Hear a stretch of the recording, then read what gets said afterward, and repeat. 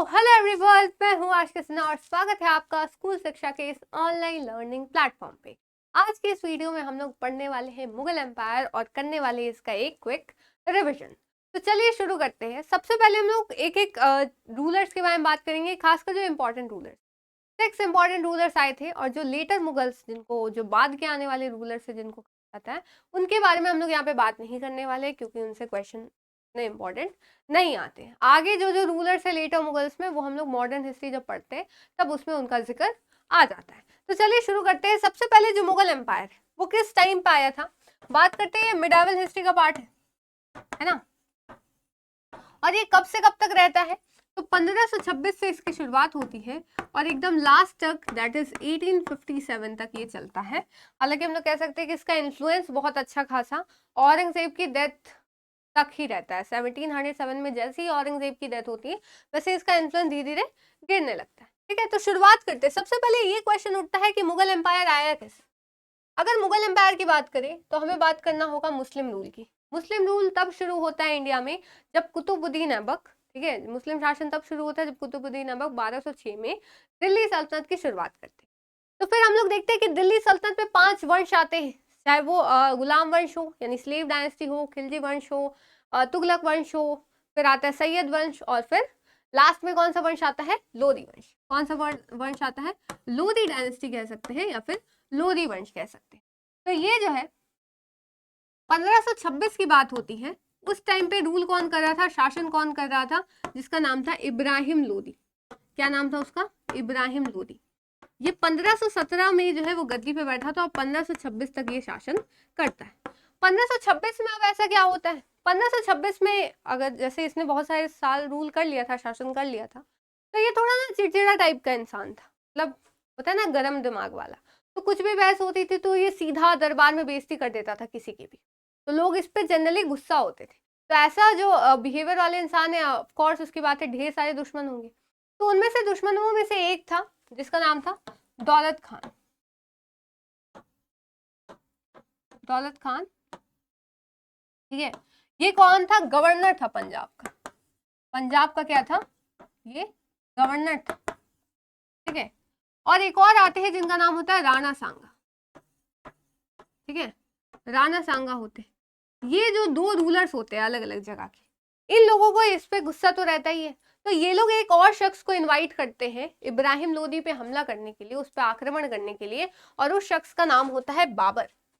ठीक है, जहीरुद्दीन बाबर नाम है उसका, लेकिन हम लोग शॉर्ट में लिखते हैं। क्या नाम था उसका? बाबर नाम था। ऐसा नहीं था कि बाबर पहली दफा भारत आ रहा था, इससे पहले वो भारत के जो उधर उत्तर पश्चिमी वाले इलाके हैं, नॉर्थ वेस्टर्न रीजन से, वहां पे भी आ चुका था। तो इन लोगों को पता था। इवन जो दौलत खान है उसको भी हरा चुका था एक बार बाबर। तो दौलत खान और राणा सांगा जो है वो इसको इन्वाइट करते हैं बाबर को कि आप आइए, इब्राहिम लोदी को हराइए। अब सिंपल सा उनको नहीं पता था कि बाबर आएगा तो यहीं पे बैठ जाएगा, क्योंकि वो हर जगह हमला कर रहा था। तो उसको नहीं लगा कि यहाँ पे एक नया शासन ही शुरू हो जाएगा। उनको लगा इब्राहिम लोदी को सबक सिखाएगा और फिर अपना चला जाएगा। लेकिन बाबर क्या करता है, जब 1526 में पानीपत की पहली लड़ाई होती, या फिर कहे फर्स्ट बैटल ऑफ पानीपत, ठीक है, फर्स्ट बैटल ऑफ पानीपत होती है,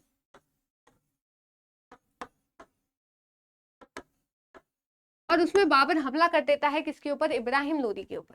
अब इब्राहिम लोदी की सेना हालांकि बड़ी होती है बाबर से, लेकिन बाबर जो है वो तोप वगैरह लेकर आता है, जिसको इंग्लिश में आर्टिलरी बोलते हैं। क्या बोलते हैं? आर्टिलरी। तो उसके कारण जो है इब्राहिम लोदी हार जाता है और बाबर यहाँ पे एस्टेब्लिश करता है in 1526 the Mughal empire of India, जो काफी सालों तक रूल करती है। तो हम लोग यहाँ पे क्विक रिवीजन करने वाले हैं, तो जिनके बारे में जो भी इंपॉर्टेंट है मैं पहले ही बता दूं आपसे। आर्किटेक्चर, आर्ट, इन सबसे ज्यादा क्वेश्चंस आते हैं कि किसने क्या बनाया, किसने कौन सी बुक लिखी थी, या किसके टाइम पे कौन सी बुक लिखी गई थी। तो सिंपल से अगर बाबर की बात करते हैं तो ये बड़ा खतरनाक था, अपने दादी घर से भी नानी घर से भी।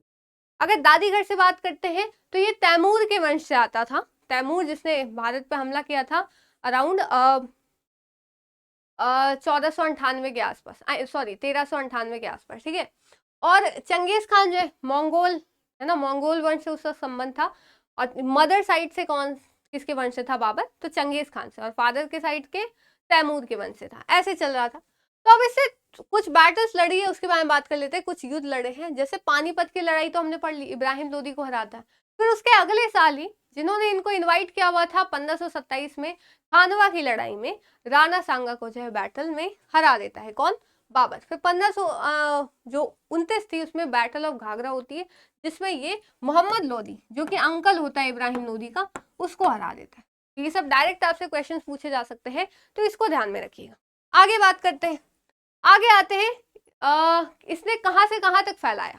जैसे दिल्ली पे तो कब्जा कर लिया इसने, उसके बाद ये अपना एम्पायर, शुरुआत में ही मुगल पूरे भारत में नहीं फैल गया था, इसने अपना एम्पायर इंडस रिवर, जो उधर जम्मू साइड से आप ले सकते हो, ऊपर सबसे नदर्न मोस्ट साइड से, और बंगाल तक जो है वो फैला लिया था अपना रीजन। अब इसने जो है अपनी बायोग्राफी लिखी थी, अपनी जीवनी लिखी थी, जिसका नाम था बाबरनामा। ठीक है, इसी में इसने बताया कि इसको इंडिया में शुरू से इंटरेस्ट था, इसके वेल्थ की, इसके संपत्ति को देखकर इंडिया में काफी ज्यादा इसको इंटरेस्ट था। अब इनकी मृत्यु जो है वो आगरा में होती है। ठीक है, आगरा में होती है, लेकिन इनकी दिली ख्वाहिश थी कि इनको काबुल में जो है वो दफन किया जाए, इनका मकबरा काबुल में हो, तो आप देख सकते हो फिर बाद में इनको काबुल में शिफ्ट किया गया था। ठीक है, ये चीज है। अब आगे बात करते हैं, इनके बाद आते हैं हुमायूं। ठीक है, इनके बाद कौन से रूलर आते हैं? इनके जो सबसे बड़े बेटे होते हैं हुमायूं।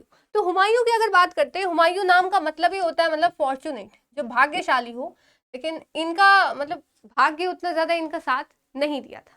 जैसे अगर बात करते हैं 1530 में ये रूलर बनते। ठीक है, अब सबसे बड़े भाई थे तो यही शासक बनेंगे, लेकिन इनके 3 भाई और थे। जो युद्ध जो है वो मतलब कोई भी भाई रहता है तो वो ही चाहता है ना सिंहासन लेना, लेकिन जो सबसे बड़े भाई थे that is Humayun, who was Humayun, ठीक है, वो रूलर बनते हैं। अब क्या होता है, अब एक चीज होती है कि जो तीनों भाई होते हैं ये भी चाहते थे शासन लेना, लेकिन एक जो हुमायूं है वो कह सकते हैं या तो दूसरों के कहने पे या फिर अपने भी एक होती है, तो इन्होंने कुछ कुछ टेरिटरीज ना अपने तीनों भाइयों को दे दी थी कि आप इस छोटी छोटी टेरिटरी पे रूल कर सकते हो। और तीनों भाइयों ने इनको क्या किया था, एक तरह से आप कह सकते हो धोखा दे दिया था, कि अपने आप को इंडिपेंडेंट घोषित कर दिया कि हम लोग जो है वो अलग है आपसे। तो पहली चीज तो इनके साथ ये हुई, तो 1530 से के बाद से तो इनको बहुत ज्यादा कन्फ्लिक्ट या फिर कहे रिवॉल्ट का सामना करना पड़ा अपने ही भाइयों से। ठीक है, विद्रोह का सामना करना पड़ा, ये हो गई। फिर बाद में क्या होता है, 1539 में और 1540 में ये 2 लड़ाई लड़ते। एक होती है चौसा की लड़ाई, बैटल ऑफ चौसा, और दूसरी होती है battle of Kannauj, battle of Kannauj. ठीक है, battle of Chausa and battle of Kannauj, दोनों में यह एक पर्सन से लड़ते हैं जिसका नाम होता है Sher Shah Suri, who was the founder of सूर एम्पायर। ठीक है, फाउंडर होते हैं सूर एम्पायर के, और दोनों में ही ये हुमायूं को परास्त कर देते हैं, हुमायूं को डिफीट कर देते हैं, जिसके कारण जो मुगल एम्पायर था या जो मुगल सल्तनत थी वो छिन जाती है। किससे?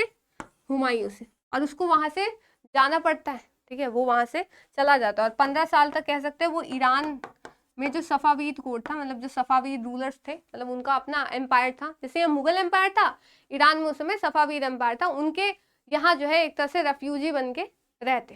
ठीक है, ईरान में कौन? हुमायूं। तो 1540 में वो जाते हैं और 1555 तक वहीं। ठीक है, बीच बीच में आते हैं, उसकी बात नहीं कर रहे हम लोग, एक जनरल टर्म समझ रहे हैं, वो नहीं पूछेगा बीच में कब आए थे, ये नहीं पूछेगा। ठीक है, तो 1540 से 1555 तक वो क्या करते हैं, ऐसा ही होता है, ऐसा ही चलता है। तो अब थोड़ा शेर शाह सूरी के बारे में समझते हैं कि ये कौन था जिसने हुमायूं को हरा दिया, जिसने मुगल एम्पायर को ऐसे परास्त कर दिया। तो अगर शेर शाह सूरी के बारे में समझे तो सबसे पहले तो आप समझ लीजिए ये फाउंडर ऑफ सूर एम्पायर थे। कौन? जो शेर शाह सूरी थे। ठीक है, 1540 में या फिर 39 में ही इन्होंने छीन लिया था एम्पायर, लेकिन 1545 में इनकी डेथ हो गई थी, इनकी डेथ हो जाती है। किसकी? शेर शाह सूरी की। तो फिर इनके सक्सेसर जो इनके बाद जो लोग आते हैं वो लोग रूल करते हैं कहाँ? सूर एम्पायर पे, जो छीना हुआ रहता है हुमायूं से। लेकिन जब 1555 में हुमायूं वापस आता है, ठीक है, हुमायूं जब देखता है कि शेर शाह सूरी की डेथ हो गई है और अब एम्पायर कमजोर हो चुका है, तब वापस से हुमायूं आता है, और 1555 में क्या होता है, 1555 में वो वापस से अपना शासन ले लेता है। ठीक है, 1555 में वो वापस से अपना शासन ले लेता है। कौन? हुमायूं। लेकिन अनफॉर्चुनेटली कह सकते हैं 1556 में अपनी लाइब्रेरी की सीढ़ियों से वो उतर रहा था और उसी में उसकी डेथ हो जाती है। किसकी? हुमायूं की। किसकी? हुमायूं की डेथ हो जाती है। ठीक है, इस चीज को समझिएगा। अब थोड़ा शेर शाह सूरी के बारे में समझे।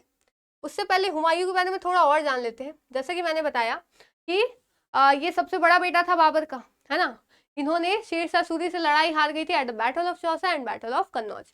15 साल ये सफावीद कोर्ट में गुजारते हैं, लेकिन 1555 में ये वापस आ जाते हैं। ठीक है, वापस से लड़ाई करते हैं और मुगल शासन में वापस आ जाते हैं। लेकिन उसके बाद क्या होता है, उसके बाद समझते हैं। Fell from the stairs of his library in 1556, अपनी लाइब्रेरी से की सीढ़ियों से गिर के इनकी मौत हो जाती। अब जैसे मैंने कहा ना कि इन्होंने कौन सी किताब लिखी, कौन सी जीवनी किसकी लिखी, किसकी बायोग्राफी लिखी, ऑटोबायोग्राफी लिखी। तो बाबर की बात करें तो उसकी बायोग्राफी अपनी खुद लिखी थी, that is the autobiography of Babur, Tuzuk Baburi. उसका नाम क्या था, तुजुक बाबरी। बाद में उसको जब ट्रांसलेट किया गया पर्शियन में तो उसका नाम बाबरनामा हो गया। अब जो हुमायूं नामा है या फिर हुमायूं की बायोग्राफी है, वो हुमायूं ने खुद नहीं लिखी थी, उनकी बहन ने लिखी थी, हुज नेम वाज गुलबदन बेगम। ठीक है, क्या नाम था उनका, गुलबदन बेगम। इसको ध्यान में रखिएगा, इसको समझिए। ठीक है, आगे चलते हैं। अब आते हैं शेरशाह सूरी। तो शेरशाह सूरी का ओरिजिनल नाम था फरीद। अब ये इतना अच्छा काम किए थे ना कि इनको नाम ही दे दिया गया था शेरशाह। ठीक है, शेरशाह। इन्होंने सूर एम्पायर जो है वो एस्टेब्लिश किया था और इनका कैपिटल क्या था, सासाराम, जो आज के बिहार में। और याद रखिएगा कि इनका जो मकबरा है या इनका जो टॉम है, या आप कह सकते हो मकबरा, वो भी कहाँ है, सासाराम बिहार में। कहाँ है, सासाराम बिहार में। अब इन्होंने हुमायूं को चौसा और कन्नौज में हराया था, ये चीज है।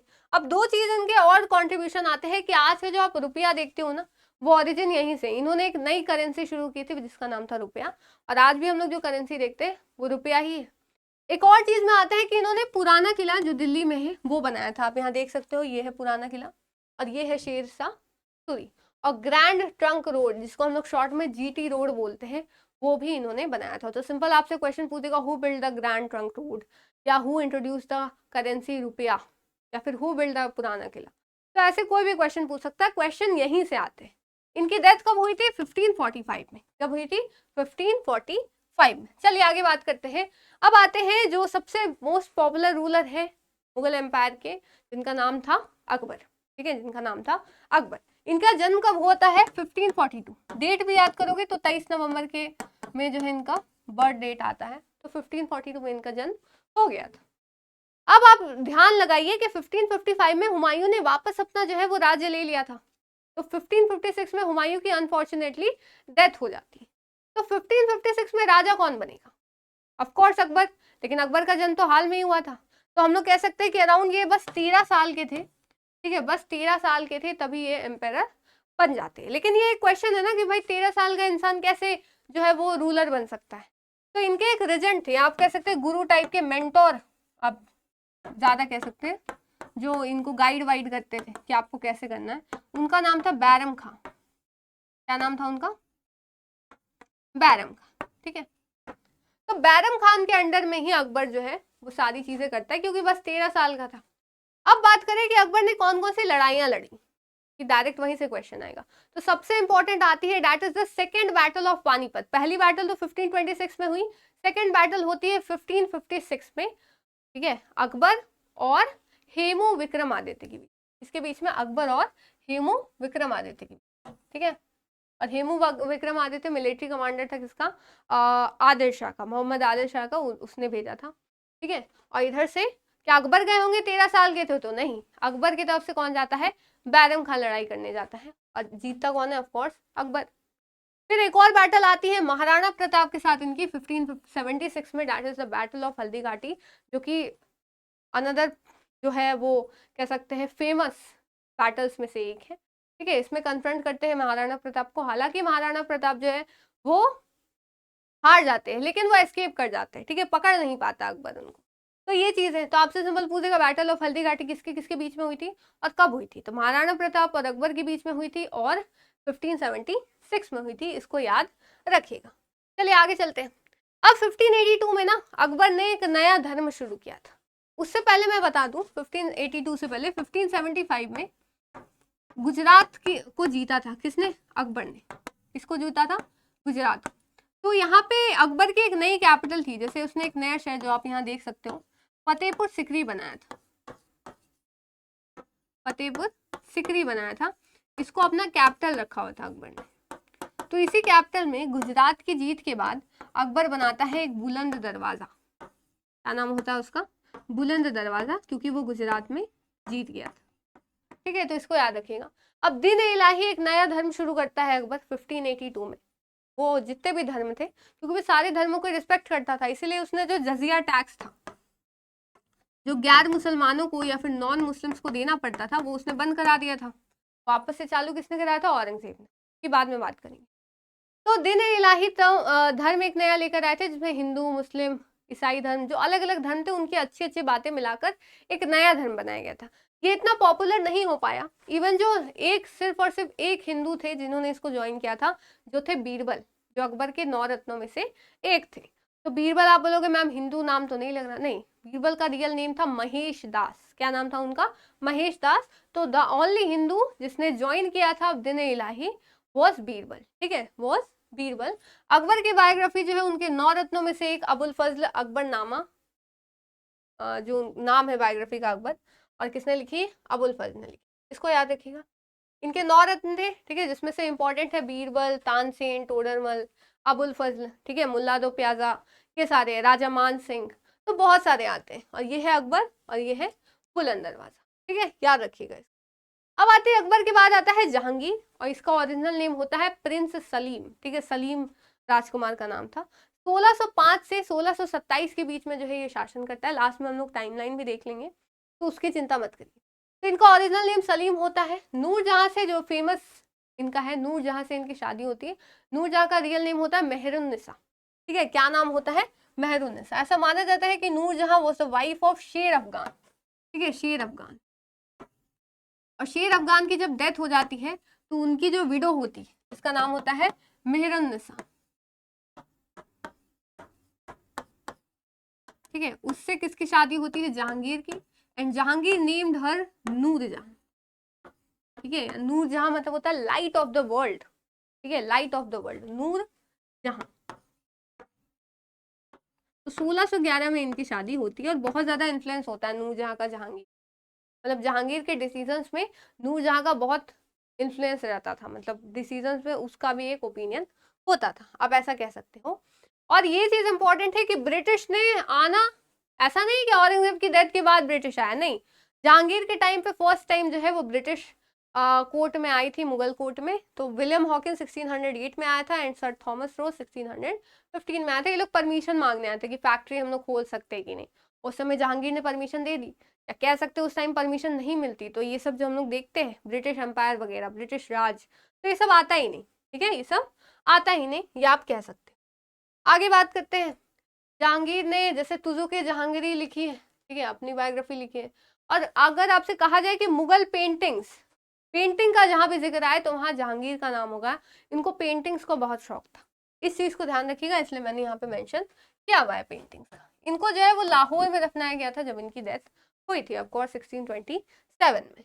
एक साल जो है थोड़ा रूल के लिए इधर उधर कंफ्लिक्ट होता है, लेकिन 1628 में जो शाहजहां थे, ठीक है, खुर्रम जिनका नाम था ओरिजिनल, उनको रूलर बनाया गया था। ऐसा नहीं है पहली दफा रूलर बने थे, ये गवर्नर रह चुके थे, जैसे डेक्कन के, बिहार के, बंगाल की, गुजरात के, दिल्ली के, एज अ प्रिंस। ठीक है, एज अ प्योर रूलर नहीं, प्रिंस के तौर पे। अब इन्होंने बहुत सारी चीजें बनाई, पता है ना, मुमताज महल के लिए ताजमहल बना है, जो इनकी वाइफ थी, ठीक है, जिनका नाम आरजुमंद बेगम, रियल नेम क्या था? आरजुमंद बानो। ठीक है, आरजुमंद बानो, मुमताज महल का। फिर 1628 में राजा बने थे। अराउंड 1633 में इनकी वाइफ की डेथ हो गई थी। फिर उन्होंने 22-23 साल लगा के ताजमहल बनाया था उनका। ठीक है, तो ये चीज है। तो आप यहाँ देख सकते हो बहुत सारी चीज बनाई, यही सब तो पूछा जाता है, रेड फोर्ट, जमा मस्जिद, शालीमार गार्डन्स।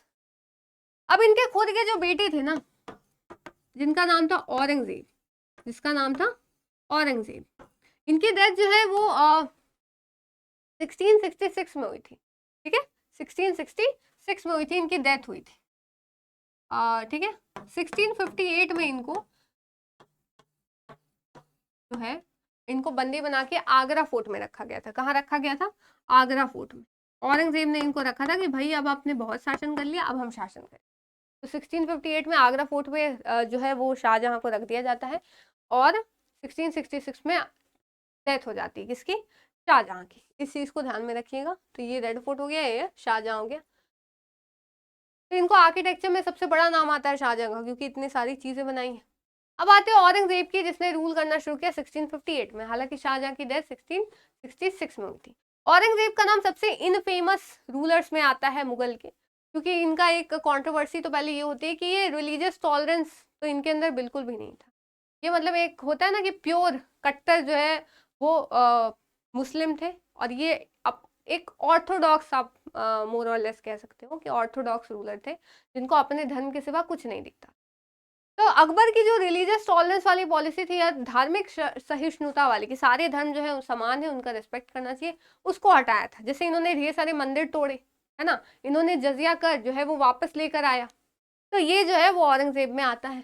फिर आते हैं गुरु तेग बहादुर, इवन सिर्फ हिंदुइज्म में नहीं, सिखिज्म में भी तेग बहादुर को एग्जीक्यूट कराया था, है ना। अब ये सारी चीज आती है, हिंदू टेम्पल को तोड़ा था, तो इन सब के कारण ये काफी कंट्रोवर्सी में, काफी विवाद में रहता है। कौन? औरंगजेब। अब इनकी जो बायोग्राफी है आलमगीर नामा, किसने लिखी है? मोहम्मद काजिम ने। किसने लिखी है? मोहम्मद काजिम ने। अब इनकी डेथ होती है 88 ईयर्स की उम्र में, ठीक है, डेक्कन में होती है। और जब ये डेक्कन कैंपेन के लिए जाती है तो 1707 में इनकी डेथ हो जाती है। इसकी, औरंगजेब की। और के बाद जो है वो जो लेटर मुगल्स आते हैं तो काफी ज्यादा कमजोर होते हैं, काफी ज्यादा क्या होते हैं? कमजोर होते हैं, ऐसा आप कह सकते हो। तो उसके बाद फिर हम लोग देखते हैं कि लास्ट मुगल रूलर कौन आते हैं, सीधा 1857 में बहादुर शाह जफर। तो उनके बारे में हम लोग मॉडर्न हिस्ट्री जब डिस्कस कर रहे होंगे तब पढ़ेंगे। चलिए कुछ क्वेश्चन देख लेते हैं, और बाकी क्वेश्चंस का आंसर आप कमेंट सेक्शन में जरूर दीजिएगा। जैसे who defeated Humayun at the battle of Kannauj? तो ऑप्शन क्या है? बाबर, शेरशाह सूरी, राणा सांगा, अकबर। तो किसने हराया था? शेरशाह सूरी ने ना, सूर एम्पायर के फाउंडर थे। तो ऐसे ही आपके क्वेश्चन आएंगे जो हम लोग देख सकते हैं, इस तरह के क्वेश्चन पूछे जाते हैं। जैसे what was the capital of Shershah Suri? Shershah Suri का कैपिटल क्या था? तो अभी हमने पढ़ा सासाराम। और इनका टॉम्ब, इनका मकबरा भी कहाँ है? सासाराम, बिहार में ही। फिर बाकी जो क्वेश्चन है आप जरूर इसको होमवर्क में आप रख सकते हैं, कमेंट सेक्शन में इसका आंसर दीजिएगा, मैं सारे कमेंट जो है वो पढ़ती हूँ, ठीक है। तो which Mughal empire introduce the religion Din Ilahi? तो किसने? बाबर, अकबर, जहांगीर और औरंगजेब। किसमें से? Sorry, who was the author of the autobiography Baburnama? Baburnama किसने लिखी है? इज इट अकबर, जहांगीर, बाबर और अबुल फजल? इसका आंसर दीजिएगा। और साथ साथ which British envoy visited Jahangir's court in 1615? Thomas raw, William Hawkins, Lord Cornwallis या फिर रॉबर्ट क्लाइव? ठीक है, तो आज के लिए इतना ही रखते हैं। मुझे उम्मीद है मुगल एम्पायर आपने क्विक रिवीजन के तौर पे यहाँ पे समझा होगा, जाना होगा। इससे बाहर मेरे हिसाब से क्वेश्चन जो है वो नहीं आएंगे, क्योंकि जितने भी इंपॉर्टेंट चीजें थी वो पढ़ ली। आर्ट, आर्किटेक्चर, बुक्स, इन सब से आपसे ज्यादा क्वेश्चन आते हैं। और जो टाइमलाइन है वो तो हमने देख ही ली। जैसे बाबर 1526 से 1530 तक आया था, फिर हुमायूं आता है 1530 में, 1540 तक वो रूल कर पाता है, फिर 1555 और 56 में रूल करता है। फिर आता है अकबर, 1556 से 1605 के बीच में रूल करता है। फिर जहांगीर 1605 से 1627, फिर शाहजहां 1628 से 1658, एंड फिर आता है औरंगजेब 1658 से लेके 1707 तक। तो मुझे उम्मीद है आप इसको याद करने की कोशिश करिएगा कहानी से रिलेट करके, तब आपको बहुत जल्दी ये याद हो जाएगा। तो ऐसे ही वीडियो जो है हम लाते रहेंगे आपके लिए, ताकि आपका क्विक रिवीजन हो सके, आपकी प्रिपरेशन जल्दी से जल्दी और बेस्ट वे में हो सके। तो मिलते हैं ऐसे ही नेक्स्ट वीडियो में, तब तक के लिए thank you so much. Comment section में जरूर आंसर दीजिए। Thank you so much, bye bye.